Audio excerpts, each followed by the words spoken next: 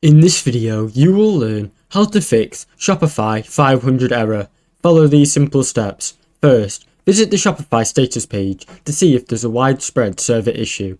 If Shopify has experienced a downtime, they may be already working on a fix. Sometimes the error is related to your browser cache. Try clearing your browser cache and cookies, then refresh the page. To clear your browser cache, go to Settings, then Privacy and Security. Click Clear Browsing Data and Cache and Cookies.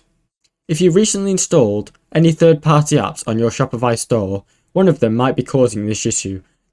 Try disabling these apps one by one to see if the error goes away.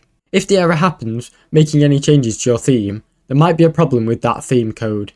You can also revert to the default Shopify theme to see if that fixes the issue. If none of these steps work, try reaching out to Shopify support directly. Here they can check your store and confirm any potential issues on the server side.